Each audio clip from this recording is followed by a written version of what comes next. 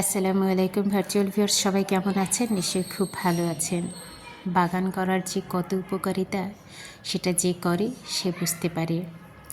আপনার ফেলে রাখা জমি কিংবা আপনার এক টুকরো বারান্দা কিংবা এক চিলতে ছাদ যদি আপনার থাকে, আপনি চাইলেই সেখানে একটু বাগান করে নিতে পারেন। আবার পতিত জমিতেও যে তেমন কিছু থাকে না সেটা বললে একান্তই ভুল বলা হবে। কারণ হচ্ছে সেখানে রয়েছে একেবারে মণিমুক্তর মতো সম্পদ। এই যে বুনো আগাছাগুলো দেখতে পাচ্ছেন, এগুলোর যে কত রকম ওষুধি গুণ রয়েছে সেটা বলে বোঝানোর মতো নয়। প্রত্যেকটাই মানুষের জীবনে অতীব উপকারী, সেটা প্রাণী থেকে শুরু করে সব কিছুর জন্য। আমরা শুধু একটু খেয়াল করি না কিংবা আমরা সেটাকে নিয়ে কোনো ডিসকভার করার কোনো চিন্তা ভাবনা করি না। করলে কিন্তু আমরা অনেক কিছু খুব সহজেই পেয়ে যেতাম। এবার আসি বাগানের প্রসঙ্গে।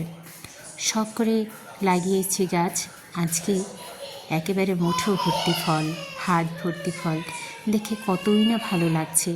এটা 12 মাসি আম, মোটামুটি সারা বছর এটাতে হয়ে থাকে, ফুল আসে, ফল চলে আসে, ফল পেকে যায়, এরকম অবস্থা।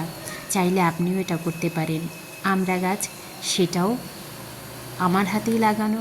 বড়ই গাছ অবশ্যই এমনি এমনি হয়েছে বাগানের ভেতরে, সেখান থেকে কত বড়ই যে হচ্ছে, খেয়ে একেবারে কুল পাচ্ছি না।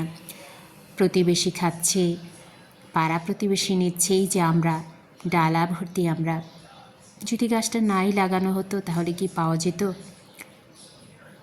একটুই কষ্ট লাগানোটা, কিন্তু বছরের পর বছর খেতে পারবেন।